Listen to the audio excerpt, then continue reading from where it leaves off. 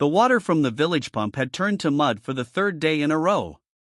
Ilara's mother, feverish and weak, needed a clean, cool cloth for her brow. There was only one other place to go. The old monastery on the hill had been abandoned for a generation, its stones weeping ivy, its silence a physical weight. But within its central courtyard was a well, said to be fed by a deep, pure spring. Ilara's older sister, Anya, had gone there a week ago. She hadn't been the same since. She would now only whisper about the face in the water, her eyes wide with a terror that never seemed to fade. Pushing open the heavy, iron-strapped door, Ilara felt the cold of the stone seep into her bones. The courtyard was a cage of shadows, even in the afternoon sun. The well stood in the center, a dark mouth of crumbling stone. An unnatural quiet hung in the air, so thick it seemed to swallow the sound of her own footsteps. She approached, the wooden bucket in her hand feeling flimsy, insignificant. The rope was coarse and damp as she tied it. Leaning over the edge, she peered into the abyss. The world above vanished, the sky, the crumbling arches, the memory of her sick mother, all swallowed by the profound blackness below. A faint, wet smell of decay and old stone rose to meet her.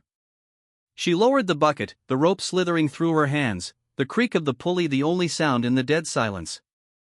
She counted the seconds. 1, 2, 3.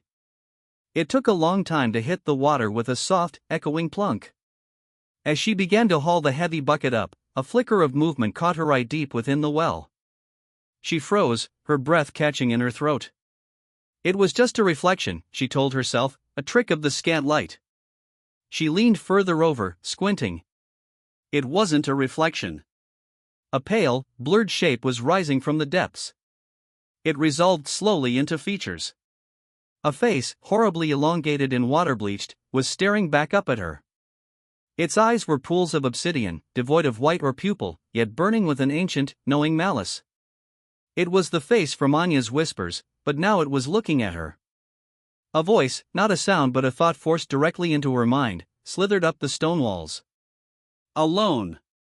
Terror seized her. She tried to let go of the rope, to run, but her hands were locked fast. The face in the water began to smile, a grim, lipless stretch that promised a suffering beyond death. The black eyes held hers, and she felt a part of herself being pulled down into the freezing dark. The bucket reached the top, sloshing with clear, cold water. But Ilara didn't see it. Her body straightened up.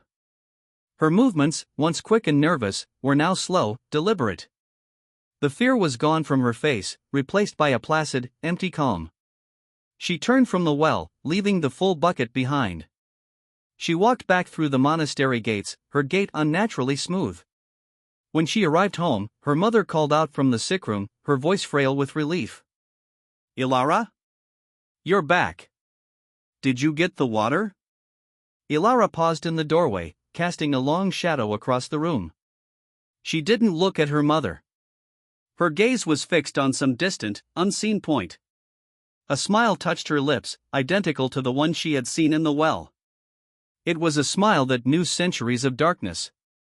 When she finally spoke, the voice that came out was not her own. It was a dry, rasping whisper, layered with the echoes of the deep. No, it said.